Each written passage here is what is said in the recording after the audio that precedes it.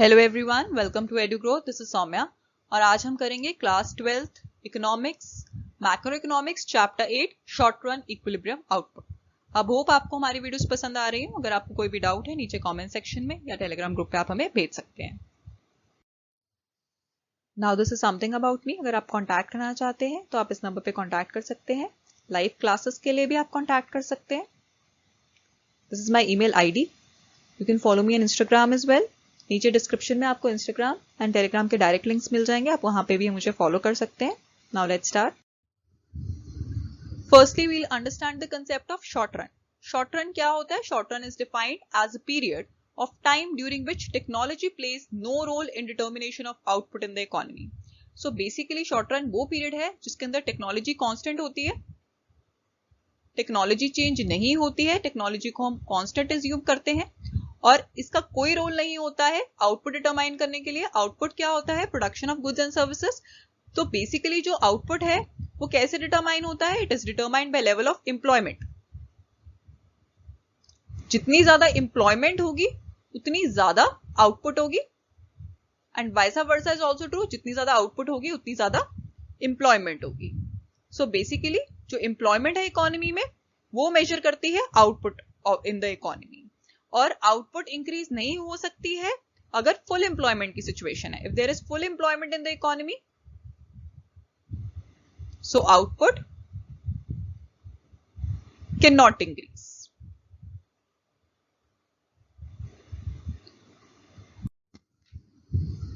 Now we'll study the concept of equilibrium output.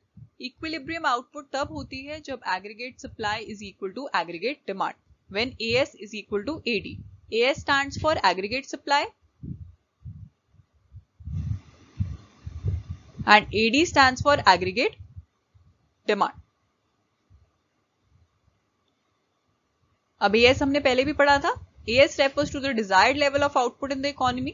ये desired level of output होता है in the economy that producers wish to produce.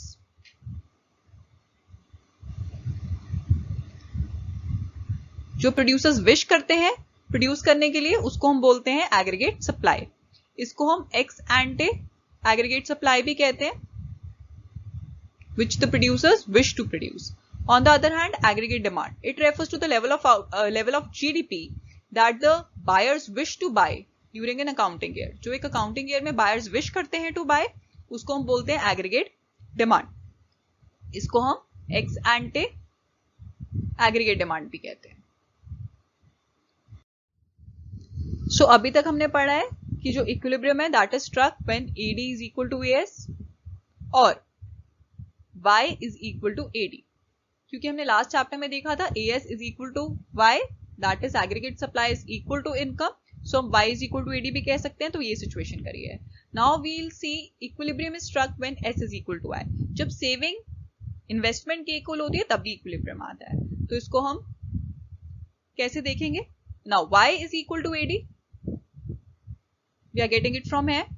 अब Y का दूसरा formula है income is equal to consumption plus savings and जो AD है, AD क्या होता है? Consumption plus investment. हमने लास्ट चैप्टर में भी पढ़ा था। So now we can write that. अब हमें ये पता है Y is equal to AD, तो हम लिख सकते हैं C plus S is equal to C plus I। So दोनों साइड से CC कैंसिल हो जाएगा, S is equal to I बचेगा। So equilibrium is struck when S is equal to I, that is saving is equal to investment. अब equilibrium output determine करने के लिए हमें दो अप्रोचेस पढ़नी है। सबसे पहली अप्रोच है ADS approach, aggregate demand is equal to aggregate supply. Secondly, where saving is equal to investment. अब ये दोनों अप्रोचेस से हम equilibrium output का कॉन्सेप्ट समझेंगे।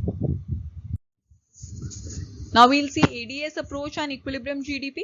AS क्या होता है? AS is planned output. AD is desired expenditure. Planned output by the producers and desired expenditure by the consumers. अब सबसे पहले हम AS का ग्राफ बना लेंगे।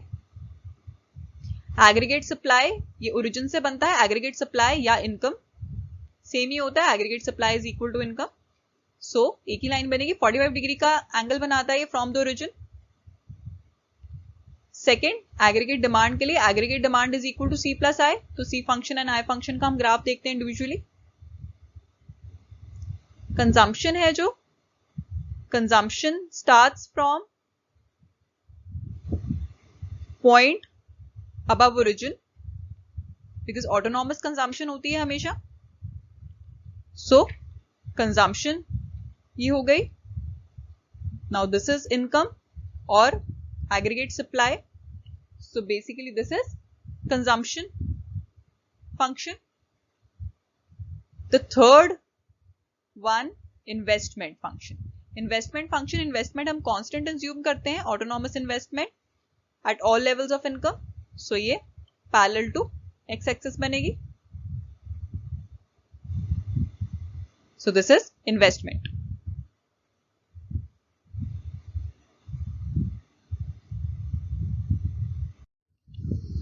Now we'll combine C and I function.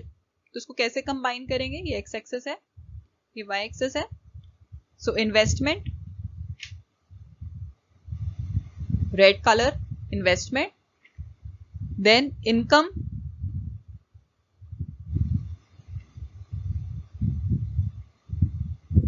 y, this is income. Then consumption, इसका 45 degree का angle है। कंजम्पशन, ऑटोनॉमस कंजम्पशन होती है, so basically it will start above origin, ये कंजम्पशन हो जाएगी। And then we'll draw C plus I, that is aggregate demand. तो यहां पे बन जाएगा सी प्लस आई, जिस aggregate demand.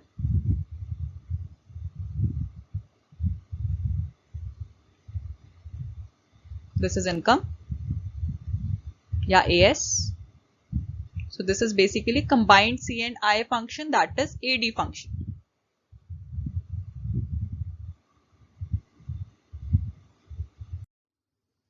Now this is tabular presentation of equilibrium GDP. Income 0, 20, 40, 60, 80, 100, 120, 140. Consumption 30, 40, 50, 60, 70, 80, 90, 100. Investment, autonomous investment 20 at all levels of income. C plus I, इन दोनों को add कर दिया हमने। So this is 50, 60, 70, 80, 90, 100, 110, 120. अब इसको ग्राफ पे plot कर देंगे। Now graphic presentation of equilibrium GDP. This is x axis, this is y axis. x axis पे income या GDP, y axis पे ASAD. ASAD प्लॉट करना है ASAD अप्रोच के लिए। तो सबसे पहले हम y, that is AS plot कर देते हैं 45 डिग्री के एंगल पे। And second one is AD,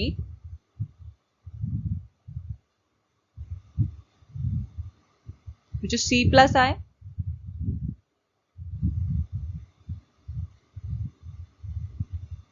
This is equilibrium point.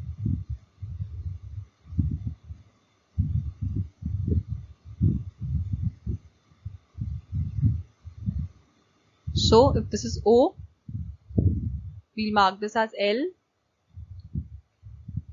and we'll mark this point K from where AD is starting.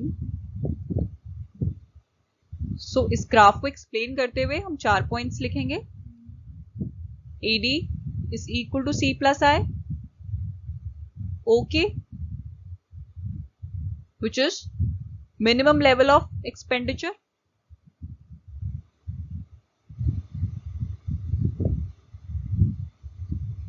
including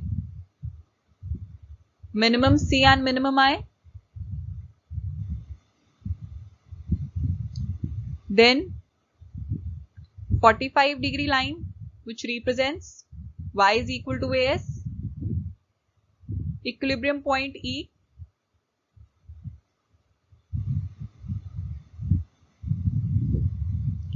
and EL is the desired AD,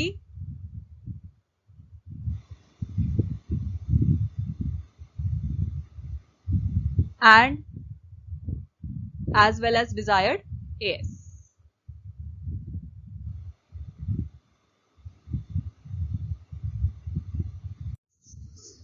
now what will happen if AS is greater then AD?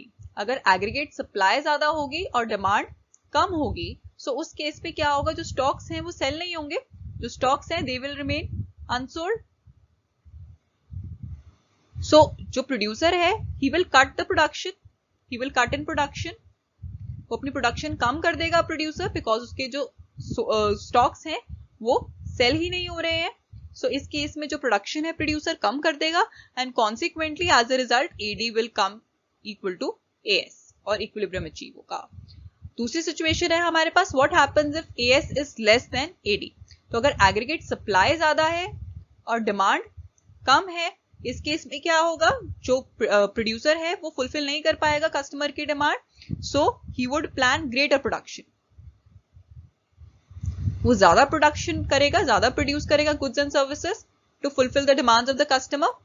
Greater production, he will plan greater production and consequently AD will come equal to AS. Now next topic is SNI approach and equilibrium GDP. Now what is S function? S is equal to function of Y which is income. जो saving होती है it is positively related to the income. तो saving और income positively related होता है. अगर saving increase होगी तो इनकम भी हमारी इंक्रीज होगी एंड वाइस वर्सा.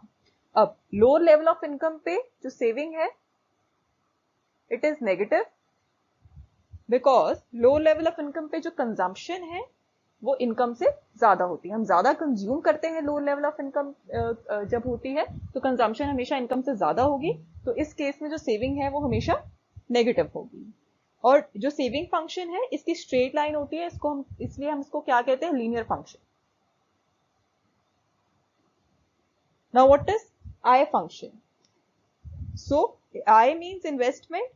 हम यहाँ पे सिर्फ ऑटोनॉमस इन्वेस्टमेंट ही कंसिडर करते हैं, और ये इंडिपेंडेंट होता है of the level of Y, और इसकी हॉरिजॉन्टल लाइन होती है shooting from the Y axis. तो इसकी हॉरिजॉन्टल लाइन होती है इन्वेस्टमेंट की.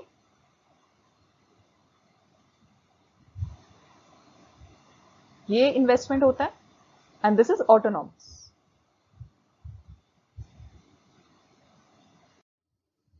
Now this is the table. ये इनकम है 0, 20, 40, 60, 80, 100, 120, 140. Consumption 30, 40, 50, 60, 70, 80, 90, 100. Saving that is income minus consumption -30, -20, -10, 0, 10, 20, 30, 40. और इन्वेस्टमेंट ऑटोनॉमस इन्वेस्टमेंट जो सेम रहती है 20, 20 सबकी 20. अब इक्विलिब्रियम कब स्ट्रक होगा? Equilibrium is struck when saving is equal to investment. तो सेविंग और इन्वेस्टमेंट कब इक्वल है? जिस पॉइंट पे इक्वल है 20 इज इक्वल टू 20. तो equilibrium is stuck at 100 crore. जब जो इनकम या जीडीपी है वो कितनी है? 100 crore. Now equilibrium GDP graphic presentation. Now this is X axis, this is Y axis. सबसे पहले हम इन्वेस्टमेंट प्लॉट कर लेते हैं. इन्वेस्टमेंट ऑटोनॉमस इन्वेस्टमेंट है which is parallel to X axis. So ये इन्वेस्टमेंट होगी हमारी विच वॉज 20. उसके बाद जो सेविंग है वो नेगेटिव भी होती है. दिस इज सेविंग जो नेगेटिव से स्टार्ट हो रही है. सो ये जो पॉइंट है ये इक्विलिब्रियम पॉइंट हो जाएगा. ई पॉइंट एक्स एक्सिस पे हम इनकम या जीडीपी एंड वाई एक्सिस पे सेविंग एंड इन्वेस्टमेंट.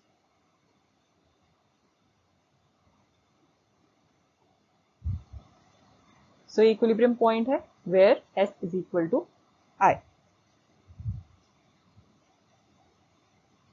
अब इसमें जो ओके है this is autonomous investment, and if we mark this point as D, जो OD है ये क्या शो कर रहा है? Negative savings. E equilibrium point है एंड जो ये पॉइंट है T, OT is showing equilibrium GDP या equilibrium income. So OT क्या शो कर रहा है? Equilibrium income और equilibrium GDP. ये 100 था और 100 पे saving is equal to investment था, 20 इज इक्वल टू 20. सो ये इक्विलिब्रियम पॉइंट है. Now what happens if S is greater than I? अगर सेविंग इन्वेस्टमेंट से ज्यादा होगी, इसका मतलब है जो एक्सपेंडिचर है, एग्रीगेट एक्सपेंडिचर है, वो कम होगा. Needed to buy planned output. जितना एक्सपेंडिचर हमें आउटपुट के लिए चाहिए उतना एक्सपेंडिचर नहीं होगा, क्योंकि लोग ज्यादा सेव करेंगे तो एक्सपेंडिचर वो कम करेंगे. Some output would remain unsold. Producer will have undesired stock. अब अगर लोग एक्सपेंडिचर नहीं करेंगे, सो जो आउटपुट है प्रोड्यूसर का वो अनसोल्ड रह जाएगा, उसके गुड्स अनसोल्ड रह जाएंगे और प्रोड्यूसर्स के पास अनडिजायर्ड स्टॉक होगा, उनके पास ज्यादा से ज्यादा प्रोडक्ट्स बच जाएंगे. सो क्लियर करने के लिए स्टॉक्स को जो प्रोड्यूसर्स हैं, अब वो लेसर आउटपुट प्लान करेंगे. They will plan lesser output. और जो लेसर आउटपुट है, इसका मतलब कम इनकम मिलेगी. लेसर आउटपुट की वजह से लेसर सेविंग होगी और जो प्रोसेस है इट विल कंटिन्यू टिल, ये तब तक प्रोसेस चलेगा जब तक saving is equal to investment नहीं हो जाती. तब तक वो अपना जो आउटपुट है वो कम ही प्लान करेंगे. Now what happens if S is less then I? तो अगर सेविंग इन्वेस्टमेंट से कम होगी तब क्या होगा? इसका मतलब लोग कम सेव करें, एक्सपेंडिचर ज्यादा कर रहे हैं, expenditure is more than needed to buy the planned output, तो producers will suffer loss due to unfulfilled demand. अब वो डिमांड पूरी नहीं कर पाएंगे, उनके पास इतना स्टॉक नहीं होगा, तो they will plan higher output. वो हायर आउटपुट प्लान करेंगे. हायर आउटपुट की वजह से ज्यादा इनकम उनको मिलेगी और ज्यादा इनकम तब तक रहेगा जब तक सेविंग इन्वेस्टमेंट की इक्वल नहीं हो जाता और जो इक्विलिब्रियम लेवल ऑफ आउटपुट नहीं आ जाता. Now we will see shift in equilibrium, impact of additional investment. अगर इन्वेस्टमेंट इंक्रीज हो जाती है तो इक्विलिब्रियम पॉइंट पे क्या फर्क पड़ेगा? Now this is X axis, this is Y axis. X axis पे हम ले लेते हैं इनकम जीडीपी, वाई एक्सिस पे ASAD. नाउ इक्विलिब्रियम पॉइंट कब होता है? जब AD is equal to AS. So ये हम एग्रीगेट सप्लाई बना देते हैं एंड ये aggregate demand which is equal to C plus I. अब अगर इन्वेस्टमेंट इंक्रीज हो जाएगी तो जो एग्रीगेट डिमांड है वो शिफ्ट हो जाएगा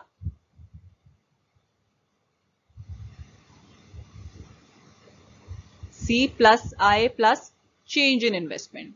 सो जो पहले इक्विलिब्रियम पॉइंट था वो ये था initially, aggregate demand is equal to aggregate supply.